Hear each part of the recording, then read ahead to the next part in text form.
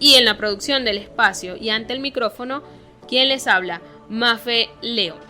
Damos comienzo a la hora de la motivación con el ala del conocimiento digital en su cita semanal de todos los jueves, donde cada semana tendremos invitados de distintas carreras y profesiones para compartir sus experiencias y sabiduría. Aquí exploraremos los desafíos y logros de nuestros invitados, así como sus consejos y estrategias para superar obstáculos y alcanzar el éxito.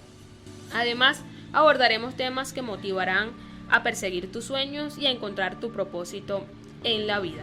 Únete a nosotros en este viaje de aprendizaje, crecimiento personal y motivación. El día de hoy, como todos los jueves, tendremos un invitado especial.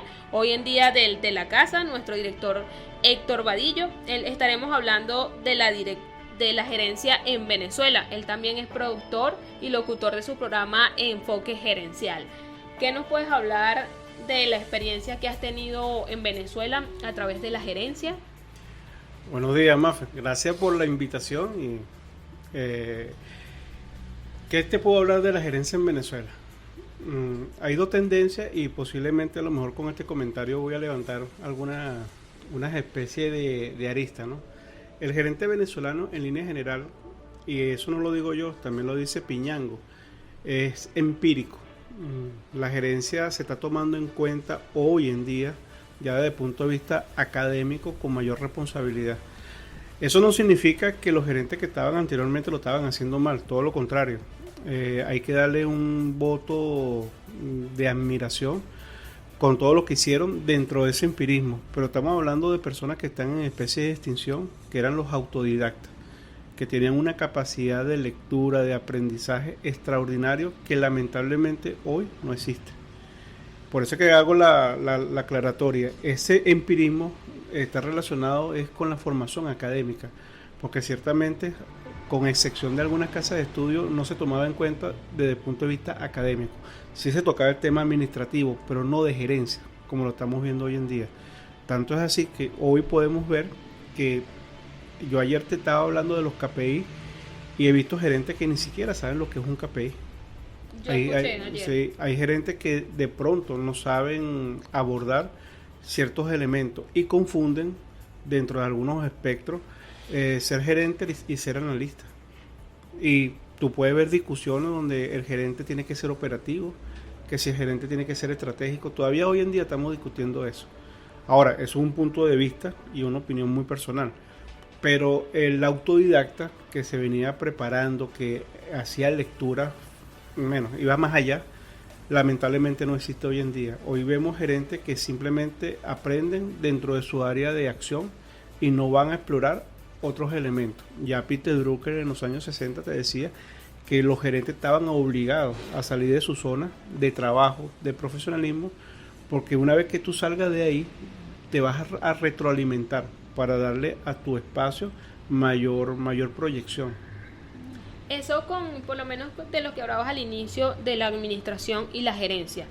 Eso, por ejemplo, tanto como carrera, ¿es una carrera que va de la mano o se estudia por separado? Aquí en Venezuela lo están haciendo por separado. La gerencia como tal, lo ves en posgrado, en maestría, incluso hasta en doctorado. Ya la carrera como administrador es otra cosa. Uno supone que el administrador es el que va más fácil a tomar el tema gerencial, pero no, muy lejos de ello, ¿no? Tú podemos ver mercadólogos que asumen la carrera de gerencia a nivel de cuarto nivel, es decir, posgrado o maestría. Y sí, hay pocas universidades que te dan doctorado en ciencias gerenciales. Una de las universidades, o dos universidades, son la Universidad Central de Venezuela y la Universidad Latinoamericana y del Caribe, que son las únicas dos universidades que yo conozca, ¿no? Pueden haber otras que le dan a las ciencias gerenciales el nivel de doctorado.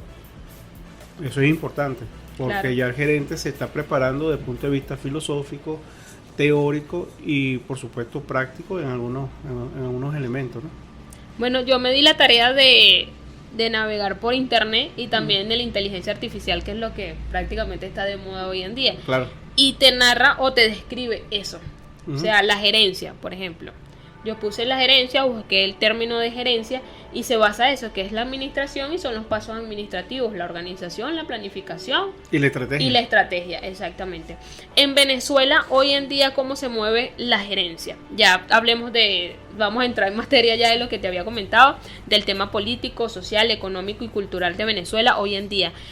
La gerencia... ¿Cómo se manejan las empresas hoy en día ya por el tema político, por el tema económico, por las guerras, ese tipo de cosas? Mira, tú acabas de nombrar algo que es la inteligencia artificial, ¿no? Hago la acotación porque hay mucha preocupación y de hecho hay gente que está opinando mucho de la inteligencia artificial sin haber explorado las bondades que tiene la inteligencia artificial. Es una herramienta de trabajo que lo que te va a hacer es potenciar lo que tú estás haciendo. Aparte que te ayuda en tu trabajo diario, eso es importante. Yo escribí un artículo en LinkedIn que para mí la inteligencia artificial es Google con esteroides. Ya la venimos trabajando de hace tiempo. Sí. O sea, la inteligencia artificial recoge datos y te lo va procesando. De hecho, te voy a hacer una aclaratoria para los que nos están escuchando. Muchos profesores se han acercado y me han dicho, no, ahora se van a copiar más. No, todo lo contrario. Ahora la inteligencia artificial te dice, si tú le suministras la información de algún trabajo académico, cuándo fue que se hizo y quién lo hizo. Entonces es más fácil ahora con la inteligencia artificial detectar el plagio. ¿Quiénes se van a ver perjudicados por la inteligencia artificial?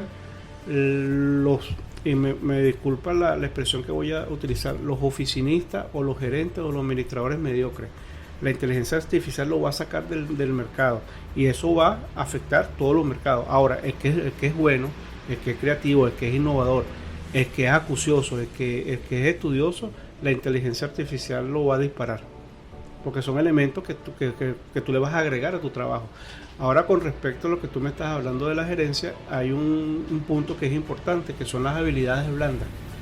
Esas habilidades blandas se han venido también incorporando desde hace aproximadamente 30 años a lo que es la gerencia.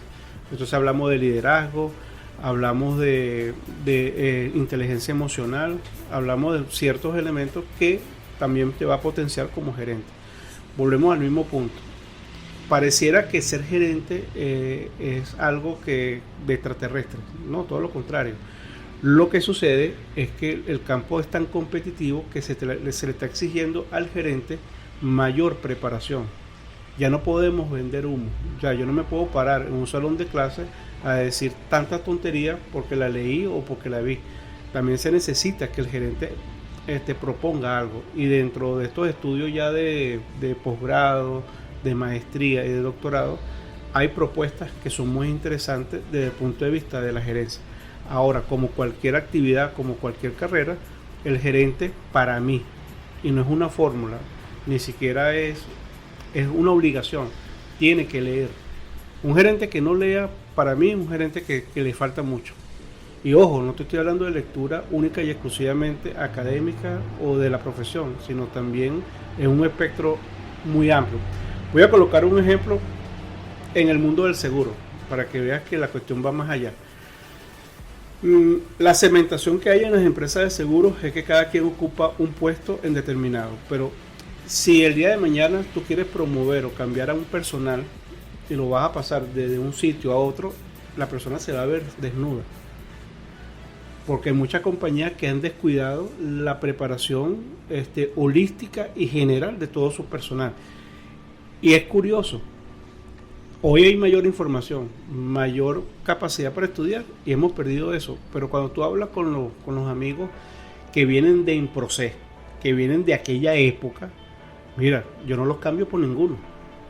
Y no es porque sean amigos, es que tú lo ves que tienen una preparación extraordinaria. Entonces, hoy en día conseguirse un Alexis Delgado, un Pastor Eres, un Gustavo Horta, por nombrar alguno, o un Francisco Machado, es difícil en el mercado. Porque esta gente se preparó en una época distinta, porque las compañías tenían presidentes y directivos que tenían una capacidad y una visión gerencial muy amplia. Incluso quien fundó el instituto era un hombre con una capacidad no limitada, amplia. Entonces no tiene nada que ver ni siquiera con la tecnología, es lo que yo tengo que hacer como gerente.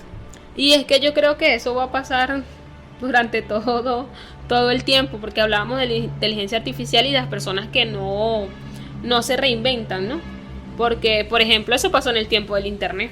La persona, no, el internet va a suplantar el trabajo, va a hacer esto, va a hacer lo otro, y ahorita con la inteligencia artificial va a hacer lo mismo. ¿Usted piensa que esas personas que lo hablaba ya anteriormente, que prácticamente sí son mediocres, porque no avanzan en eso, no se reinventan? Sí, hago la aclaratoria, mediocre no es un insulto. Exacto. Mediocre es la media. Sí. Es decir, que es como una ignorancia. Sí, no tanto ignorancia, estás en la media. No eres extraordinario, no estás haciendo tu trabajo más allá. Por eso es que la palabra mediocre muchas veces la utilizan como insulto. No, simplemente que estás en la media, eres igual a la cantidad de personas. No aporta nada extraordinario. Ahora, ¿qué es lo que tiene que hacer el gerente? Que lo están haciendo. Hay muchas empresas que sí se están motivando. Es entender que el gerente tiene que conocer muchas áreas. No va a ser experto en todas las áreas, pero tienes que conocerlas. Un pequeño conocimiento. Claro, estamos obligados a entender el aspecto externo, como la macroeconomía. Que no me gusta la economía. Bueno, pues tienes que leer sobre economía, porque cada aspecto que haga el Estado venezolano desde el punto de vista macroeconómico te va a afectar en tu negocio. También tienes que estudiar y entender cómo es el micro. Es un director de orquesta. Vamos a verlo desde este punto de vista. El gerente se tiene que reunir con un equipo que sea tan bueno como él, como mejor que él. Porque volvemos a lo mismo. Tú te puedes sentar y podemos hablar de marketing digital, pero yo no soy experto en marketing digital, pero por lo menos hablamos el mismo lenguaje. ¿Qué evita esto? Que alguien te venga a engañar, a vender humo. Te sientas con un economista y por lo menos puedes manejar los elementos esenciales. Tú ves un estado financiero, lo puedes leer, saber dónde están las fallas, cuáles son los ingresos. Tienes que saber lo que es un punto de equilibrio, tienes que saber lo que es un ROI. Todos esos elementos son importantes para un gerente. El gerente tiene que leer por lo menos el periódico, saber qué es lo que está pasando en el acontecer diario para poder ver oportunidades de negocio. Ahora imagínate un gerente que se quede única y exclusivamente en su área de acción y no vea lo que está sucediendo. Y ojo, tú te consigues con cosas que te asombran. Dentro del mundo del seguro, el mundo bancario, el mundo de la gerencia textil, en todos estos elementos. Fíjate que hoy en día, cuando un gerente te habla, no, que yo no estoy de acuerdo con las tecnologías, sospecha. Un gerente no puede estar ahorita en desacuerdo con la tecnología, porque hay una tienda online que te están jugando y te están vendiendo inclusive más que tu tienda física. ¿Qué es lo que vas a hacer? Te preguntan de pronto, mira, ¿tú tienes una página? No, yo no tengo página porque eso no hace falta. Ojo, te estoy colocando a ejemplos muy sencillos que tú lo ves en los gerentes. Sí. Que un gerente no sepa administración, puede ser, pero oye, por lo menos sabe manejar una tablet Excel, sabe manejar cuáles son los ingresos, sabe el tema administrativo, por lo menos lo más básico. Y por supuesto tiene que ser creativo e innovador. Claro, venimos hablando de la gerencia en Venezuela y de los aspectos que hemos tocado hasta el momento. Yo quisiera navegar, como te estaba hablando en el corte, con las normas, las políticas y los procedimientos que han tenido que usar aquellas empresas venezolanas a partir de la crisis económica, a partir de la pandemia. ¿Cómo se innovaron? ¿Cómo reinventaron aquellas empresas para subsistir en el tiempo hoy en día? Ok, voy a partir de la premisa general y después nos vamos para la particular. Hay factores que son factores externos que tenemos que observar constantemente, que tiene que ver con lo económico, con lo político y con lo social. Cuando hablo de factores económicos, tengo que entender cómo está la economía, dónde está mi empresa y dónde está el mercado que yo quiero mantener. Básicamente es lo que me interesa. Eso se llama macroeconomía. Y después veo la parte micro, que es cómo yo me voy a manejar dentro de ese contexto económico. Eso es un punto. El punto más álgido es el tema político, no partidista. Ser partidista es pertenecer a un partido político y tener opiniones políticas basadas en el gobierno que esté en ese momento. Ojo, tú puedes tener relaciones con ese gobierno porque ese es el gobierno que maneja la política en determinados países. Yo no lo veo muy grave en ese sentido. Puedo estar a favor o en contra de esa parte política, pero no me puedo llenar de fanatismo político porque no soy partidista. No formo parte de ningún partido político. Ojo, estoy hablando como gerente. Pero tienes que entender qué es lo que está haciendo, lo que están mandando en el país. Esa es la política, sin fanatismo. Porque si no, como gerente te vas contaminando. Luego viene la parte social. Tú tienes que entender que la parte social se mueve. ¿Qué es lo que debería hacer un gerente? Bajarse del vehículo, del carro, salir a la calle, conversar con los trabajadores, conversar con los colaboradores y entender cómo está el aspecto social. A mí me mandan muchos videos, voy a colocar un ejemplo, que lo sacan mucho de contexto. Las calles de Filadelfia, por nombrar un caso, llena de muchas personas consumiendo drogas. Y una vez se lo dijo un amigo, no me mandes eso, porque eso es lo que yo veo en Sabana Grande, en los laterales. No, que no es igual, es lo mismo. Si quieres, pásate a las 4 de la mañana, 5 de la mañana, 6 de la mañana, inclusive hasta las 8 de la mañana, y tú ves una cantidad de indigentes que hay. Tú haces un video de esa zona de Sabana Grande y contextualiza una realidad que no es. Ahora, eso va a existir en todos los países. Entonces el aspecto social tienes que tomar en cuenta. Y el aspecto social es más complejo. Es ver qué es lo que necesitan tus trabajadores, cómo se está moviendo el personal y cómo está manejándose el aspecto económico desde el punto de vista familiar. Esos aspectos externos son los que de alguna u otra manera te van diseñando las estrategias como tú vas a manejar una gerencia. Por ejemplo, hay negocios en Venezuela de emprendimiento que si tú vas por un curso de emprendimiento no le dicen la verdad a la gente. O sea, tú ves los negocios cómo van cambiando. De pronto tú ves un negocio de ropa que ahora al día siguiente pasa a ser un negocio de comida. Ahí hay un tema social, un tema económico. Ya las empresas no están vendiendo como antes, pero hay sectores que siempre van a estar ahí. Entonces el gerente tiene que estar pendiente de eso, de estos puntos. Y basado en eso es que tú haces las estrategias. Yo tengo muchos amigos que te empiezan a hablar, porque hay un tema también que es muy propio del venezolano, y es la quejitis. Que inclusive nuestro técnico hoy en control técnico nos lo dijo, o me lo dijo, que está fastidiado de la queja. Ciertamente nos podemos quejar, pero la quejitis constantemente. Tuve muchos amigos, no, el seguro está en el piso, me lo dedícate a otra cosa. No, porque eso es lo único que sé hacer. Menos, entonces a la quejadera. Ve cómo vende tu producto, porque ahora tienes una competencia dentro del mercado que te venden mejor que tú. Y todavía te sorprende. Ayer una persona me dijo, yo soy un corredor y me gusta acompañar a las personas, no sé qué. No, a mí no me interesa que tú me acompañes. A mí lo que me interesa es que tú me soluciones. Porque si yo tengo un vehículo y me lo choca, yo no te necesito a mi lado. Yo lo que necesito es que tú me soluciones el problema. Claro. No, yo ya tengo un hospital y voy a tener corredor al lado. No, yo necesito que tú me des, necesito que me soluciones. Esto se pareciera que tener una persona al lado es solucionarte un problema. Entonces, ojo, estoy colocando un ejemplo que a lo mejor cae mal, pero es tener la visión de lo que tiene que ser el negocio, que es la eficiencia, la efectividad, la productividad. Y ahí es donde nos metemos todos y vemos que los conocimientos en todas las áreas están siendo afectados. Claro. En ese mismo orden de idea, ¿cuáles serían los aspectos más importantes de la gerencia en Venezuela? Mira, lo que pasa es que cuando hablamos de gerencia en Venezuela, la gerencia en Venezuela apenas está avanzando, pero hay muy buenos gerentes aquí en Venezuela. Inclusive hay muchas empresas que tienen gerentes extraordinarios, que son ejemplos, que son, vamos a decirlo de esta manera, son faros. Hay gerentes que no voy a decir los nombres porque tendría que nombrar otro gerente también y me voy a quedar me va a faltar. Pero hay excelentes gerentes que malos, en el sentido de que hay gerentes que te solucionan, que tienen una visión extraordinaria. Un gerente rápido que puedo decir con nombre y apellido, Gustavo Rosa. Gustavo Rosa fue un buen gerente en su época, en varios escenarios. Iván Lambert, en el mundo del seguro, fue un gerente extraordinario. El doctor Otto Perrey Gentil también fue un gerente extraordinario. Te estoy nombrando 3 porque para no nombrar los que están ahorita presentes, pero son muy buenos, tanto en el mundo del seguro, en el mundo bancario.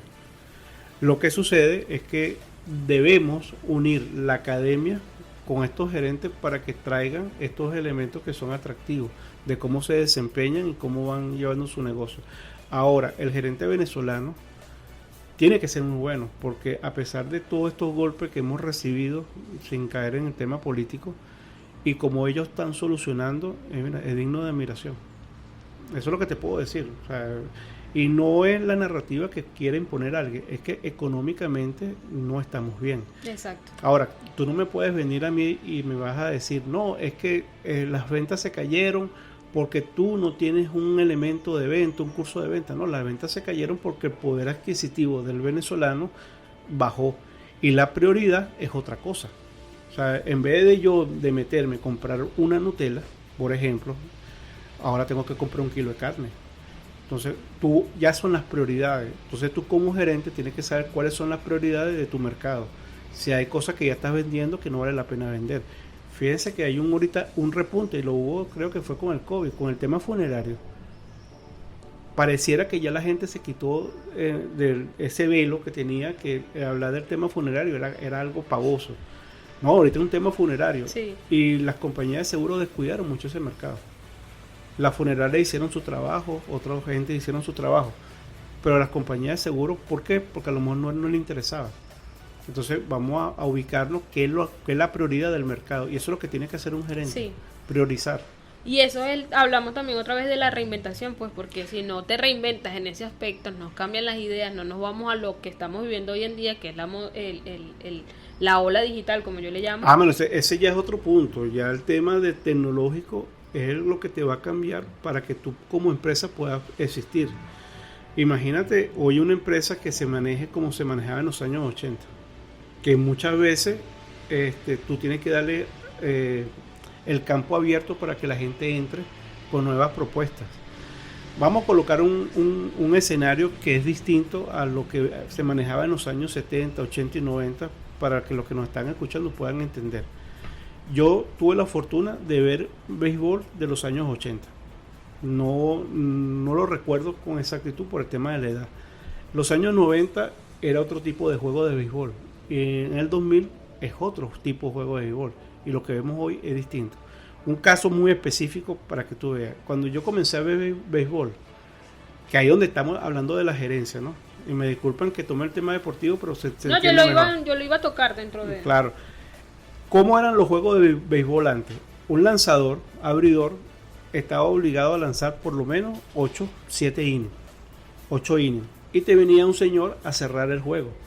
Cuando el pelotero o el lanzador se veía inestable, utilizaban relevos. Pero los relevos eran muy generales. No, tira ahí 2 innings más, 3 innings más, y lo llevaban. Aparece un señor llamado Luis Piniella. Luis Piniella era el manager de los Rojos de Cincinnati, y él se dio cuenta de que él tenía debilidades en el picheo. Mira que un señor que es más inteligente que los demás managers. Dijo, no, yo tengo debilidad, pero yo con lo que tengo puedo sacarle fortaleza. Y él decidió de que sus lanzadores no lanzaran 8 innings, sino lanzaran 6, para mantener los brazos de los buenos durante un tiempo. ¿Qué hizo? Hizo un comité de lanzadores. Entonces te venía uno a lanzar el sexto, el séptimo, el octavo y el noveno inning. Todo el mundo lo tachó de loco. Bueno, ese loco llegó hasta la Serie Mundial y sacó en 4 juegos a un equipo poderoso como los Atléticos de Oakland, con ese comité de lanzadores. Ese comité de lanzadores se conoció después en la historia como los Nasty Boys. A los 2 años, todos los equipos hicieron lo mismo. Copiaron la fórmula de Luis Piniella. Hoy en día, ya le colocan nombre. Ahora estamos hablando de un abridor largo, un abridor corto, un setú, un cerrador, un apagafuegos. Bueno, ya vemos una cantidad de lanzadores y ya casi ninguno te lanza un juego completo. Ahorita cuando tuve un lanzador lanzándote 9 innings, es un tema gerencial. Aunque lo estoy llevando en el tema deportivo, pero eso es gerencia. Sí. Es planificación, estrategia. Y están los resultados. Claro. No es que prácticamente es navegar en esas aguas de todo, como hablamos al principio, de todo lo que tenemos a través de las estrategias, a través de las políticas. Mira lo que tú acabas de decir, disculpa que te interrumpa, el tema digital. Ahora tú ves todos los equipos con tabletas, verificas videos.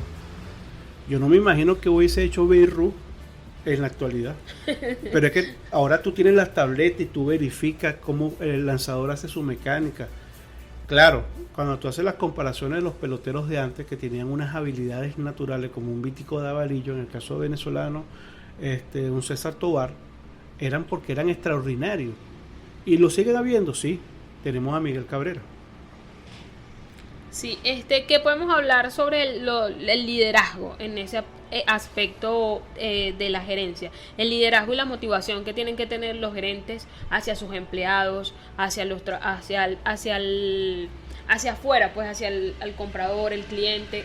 ¿Cómo se mueve en ese mundo? Pues, por ejemplo, lo pongo en el ejemplo de las pequeñas empresas. Por ejemplo, una panadería. Una panadería quizás no tiene un gerente, quizás no tiene eso es establecido por departamento. Sin embargo, puede ser el mismo dueño, el mismo jefe que maneje todo eso. Vamos a basarlo en ese punto pequeño. Uh-huh. ¿Cómo le diríamos nosotros a esa gerencia desde ese punto pequeño para que esa persona pueda llevar esa motivación y ese liderazgo hacia afuera?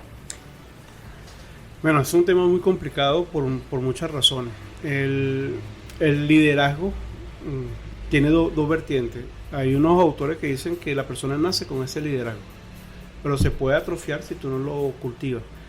Y luego hay otros que te dicen que el liderazgo desde el punto de vista académico se enseña. Las dos son válidas. Hay elementos básicos para tú poder enseñar liderazgo. El detalle está que eso es muy frío, pero en la práctica va a salir o va a relucir tu personalidad, lo que tú quieres. Hay gente que son muy avasallantes y tienen un liderazgo muy natural. Eso lo vas a ver en todos los escenarios. Y hay otros que tienen un liderazgo muy limitado. Entonces hacerte la clasificación de liderazgo que es muy difícil, es muy complicado. Cuando tú montas un negocio desde el punto de vista del emprendimiento, generalmente en un 80% la gente que viene con ese sueño no le gusta escuchar realidades. Se molesta, porque prácticamente tú estás atacando un proyecto muy personal y te ciega. Tú le puedes decir todo lo que tú quieras desde el punto de vista de consejo y no te lo va a aceptar. Por eso es que los consejos no los doy, ¿no? ¿Qué es lo que debería hacer? Y no es un consejo, es un tema de reflexión. De cuando tú vayas a montar un negocio, tú tienes que manejar dos variables. La primera, la viabilidad del negocio, y la segunda, la rentabilidad del negocio, porque un negocio puede ser muy viable. Viable que tú puedas cumplir con todos los marcos legales, que el negocio sea lícito. ¿Puede ser rentable? No lo sé. Yo puedo montar aquí un negocio, vamos a ponerte, y voy a colocarte un ejemplo más claro. En un gimnasio se va a montar un negocio de comida, dentro de un gimnasio, que tú lo puedes ver, pues eso no es nuevo. Pero voy a vender empanadas, pequeños y cosas fritas. Ciertamente es una comida sabrosa. ¿Es viable? Sí. ¿Es rentable? Oye, ¿tú crees que una persona que salga después de haber sudado bastante se va a comer 3 empanadas de cazón y un jugo, un batido?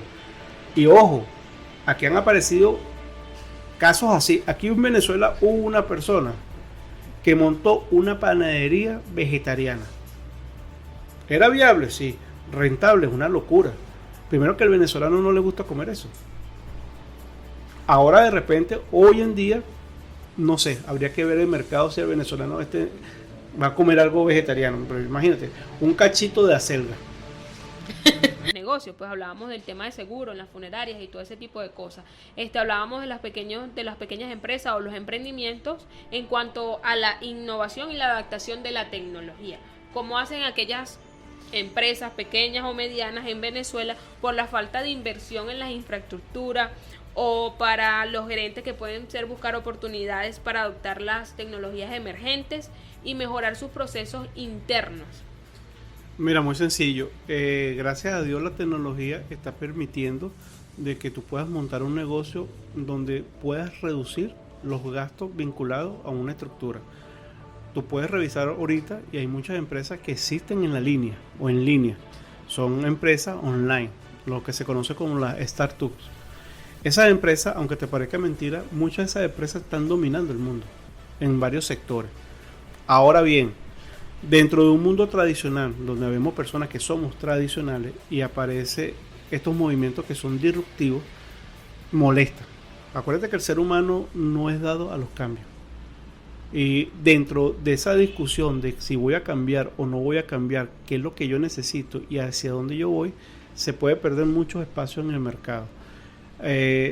Un caso muy emblemático, cuando apareció el COVID, todo el mundo comenzó a hablar del teletrabajo, y todavía hoy en día en Venezuela sigue siendo un tema como muy fastidioso, no, que el teletrabajo, las bondades del teletrabajo o el home office. En Perú, y yo no estoy hablando ni siquiera de Estados Unidos, Perú no, Ecuador, no estoy hablando ni siquiera de Estados Unidos, no estoy hablando de los países europeos. Ecuador tenía un estudio y estaban buscando reglamentar el teletrabajo aproximadamente en el 2012. Venezuela, ni siquiera en la ley orgánica del trabajo, los trabajadores y las trabajadoras, previó ese movimiento en el 2012 que entró en vigencia la ley. Fíjense cómo estamos fuera de foco dentro de estos aspectos. El home office tiene años dentro del mercado. Habrán empresas que le sirven y otras que no le sirven. Ciertamente el COVID impulsó el home office a nivel mundial porque había una necesidad de permanecer en el mercado, pero batallando contra la pandemia. Ahora bien, muchas empresas en Venezuela, y lo puedo decir con mucha responsabilidad, ganaron más y estuvieron mejor con este efecto del home office porque empezaron a reducir los costos vinculados a la infraestructura. Sorpresa, algunas empresas que estaban dentro con buenos números volvieron otra vez al mundo tradicional. ¿Por qué volvieron al mundo tradicional? Porque el mismo gerente o los gerentes o la junta directiva tomó la decisión que se debería volver, porque ese es el mundo que conocen, donde pueden manejarse. Hoy en día la tecnología te ayuda y hay mucha gente que ataca la tecnología, pero hoy estamos con tecnología. El celular, sobre todo de alta gama, es tecnología. O sea, tú no me vas a mandar, pero existe todavía esa tendencia a retroceder. Es como el tema bancario. Hubo una época que la gente le daba miedo a hacer transferencias. Sí. Entonces, el bendito cheque. Voy para el banco, ¿no? Ahorita aparece el pago móvil. ¿Y cómo está apuntalado esto? Con tecnología. Bueno, toquemos un poquito, porque ya nos queda poco tiempo, la responsabilidad social y la ética en las empresas. Toquemos un poquito ese tema para cerrar. Ok, la responsabilidad social. La responsabilidad social sin vincularlo al tema político, ¿no? La responsabilidad social es importante porque estamos hablando de seres humanos. Dentro de los paquetes que tú le puedes brindar y puedes colaborar como empresa, es bienvenido. Sobre todo a los que tienen bajos recursos. Bajos recursos pero con responsabilidad. Es decir, las empresas tienen que becar a trabajadores que tienen un potencial y a sus hijos, si tienen potencial para estudiar, y exigirle temas académicos que tú puedas pagar, porque eso puede redundar incluso como organización una colaboración desde el punto de vista al país, a la sociedad y por supuesto a tu personal. Y hay otro tipo de responsabilidades sociales, hacer de repente colaboraciones con el entorno donde se desenvuelve la empresa, con la comunidad. Eso es muy bonito porque de alguna u otra manera engrandece y mejora. Cuando una sociedad está mejor, todas las empresas van a estar mejor. Es la mejor política, es la mejor venta. Desde el punto de vista ético, tú tienes que manejar ciertos códigos que están relacionados con la honestidad, con los valores, con la empatía dentro de una organización. Tienes que premiar y tienes que castigar. Y dentro de este tipo son esos valores que tienes que reforzar dentro de cualquier organización. La mentira, tienes que atacarla. El chisme dentro de las organizaciones le hace mucho daño a una organización. Parece mentira. El lleva y trae. Entonces tienes que manejar un tema de ético y sobre todo el tema de comportamiento, cómo nos dirigimos hacia los clientes, cómo es el trato, entender que tenemos que manejar unos aspectos que son importantes dentro del contexto en que estamos trabajando. Entender que los demás también tienen problemas como lo podemos tener nosotros, pero basado siempre en el respeto. En el respeto, sí. Podemos decir entonces que las empresas hoy en día en Venezuela son conscientes de ese tema de responsabilidad y ética. No te puedo decir porque no manejo unos números, pero sí, he visto muchas empresas que afortunadamente están colaborando, están haciendo un muy buen trabajo. Con relación a otros años, veo empresas muy activas en el tema de la responsabilidad social. Empresas que están más involucradas en el medio ambiente, involucradas con las comunidades. Eso lo puedes ver muy, muy, muy bien. Bueno, para resumir, para concluir ya, yo puedo decir que las empresas hoy en día pueden contribuir a la mejora de la calidad de vida de las comunidades, como estabas hablando anteriormente, de las que operan a través de iniciativas y que promueven el desarrollo, por ejemplo, sostenible de la educación, la cultura, el deporte, y también pueden fomentar la igualdad de oportunidades y la inclusión social mediante políticas de diversas en inclusión en el trabajo. Por ejemplo, cuando hablamos de inclusión, vemos los temas, por ejemplo, las personas con síndrome de Down, con autismo. Eso se está habilitando mucho hoy en día. Inclusive hay McDonald's que ya tienen espacios para niños con autismo. Eso también entra en la inclusión de la responsabilidad social y la ética, ¿no? No, por supuesto. Fíjate que en el sector bancario, no voy a decir los nombres de los bancos, ¿no? Debería decirlo porque de verdad que han hecho una buena labor. Tú revisas que ellos están apoyando el emprendimiento, pero no apoyando nada más dando los créditos, sino también dando cursos y enseñándole a las personas que vayan a solicitarlo cómo manejan las herramientas. Eso no existía antes. Entonces hay una responsabilidad social. Claro, hay gente que te va a decir, no, a ellos les interesa eso para que le pidan los créditos. No le vean el lado negativo. Claro. Porque no hay una obligación de estas personas en hacer cursos de emprendimiento de pedir el crédito en ese banco. Pero esa es una labor social. Tanto es así que estos cursos de emprendimiento son gratuitos. Entonces ahí hay un punto que hay que valorar. También tú ves que hay empresas que van a las comunidades, en un tiempo lo hacía DirecTV, de buscar la manera, cuando estaba aquí en Venezuela, de colaborar con la comunidad. Y eso implicaba temas de arreglar sitios. Si yo tengo mi empresa en una zona y yo veo que la avenida está en mal estado, ¿qué me cuesta colaborar? Claro. ¿Qué me cuesta colaborar con los trabajadores que están en sitios muy alejados con un transporte? Todos estos elementos ayudan al crecimiento de una organización y por supuesto la educación. La educación, hay muchas empresas en Venezuela que están apostando por educar a sus trabajadores, porque eso va a redundar en la calidad del servicio que tú estés dando.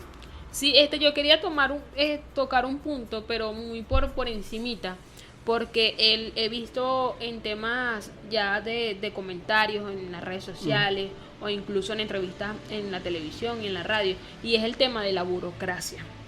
No sé si podemos tomar un poquito, ya sea por encimita, o si se tiene que reducir, se tiene que trabajar, o sea, cuál es la ventaja o la desventaja que tiene el tema burocrático en las empresas hoy en día. Bueno, sacando que es un tema más bien teórico, ¿no? De la burocracia, teórico desde el punto de vista filosófico. Exacto, tiene sí. otra cosa, otra arista. No, aquí yo me voy a lo que tú te estás refiriendo, los procesos lentos que pueden haber en cualquier empresa, organización o ente del Estado. Del Estado, sí. Parece mentira, el Estado ha tomado en cartas en el asunto y ha reducido los procesos para algunos trámites.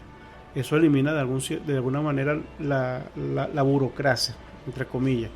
Las organizaciones, ya sean público o privadas, tienen que agilizar los procesos. Ahorita tú vas a un banco determinado y eso va a cambiar dependiendo de qué banco vayas, ¿no? Hay bancos que los procesos son muy rápidos para abrir una cuenta. Pero hay otros bancos que para abrir una cuenta casi que te piden el acta de defunción del abuelo.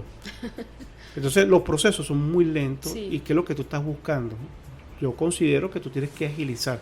En este caso la Sudeban, que ha emitido resoluciones para acortar los trámites administrativos. Ahora, si tú lo llevas a cualquier organización, tú tienes que reducir los procesos para que el cliente se sienta mejor, para que el cliente sienta que hay mayor efectividad.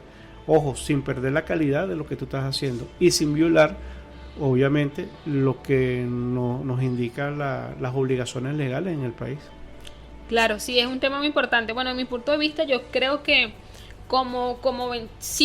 porque hay mucha gente que dice que hay que quitarlo, o sea, el tema de la burocracia. Yo digo que sí hay que reducirlo, como tú estás diciendo, en avanzar en los procesos. Claro, lo que pasa es que la gente te está hablando desde el punto de vista de los trámites administrativos que hay en Venezuela.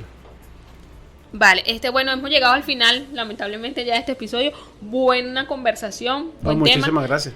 Quizás ya más adelante vamos a tener que abordar algunos temas que son un poquito controversiales a través de las redes sociales, porque sé que al momento de colocar esto en las redes sociales van a haber muchos comentarios y muchos temas que van a salir. Tú sabes que, bueno, me disculpan, ¿no? Te voy a decir como decía Joaquín Sabina. Claro, Joaquín Sabina lo decía con otro término, ¿no? Todos tenemos un ombligo. Y cada ombligo hiere, ¿sabes? Cada quien tiene su opinión. No podemos atacar las opiniones de los demás. Exactamente. Podemos estar de acuerdo o no.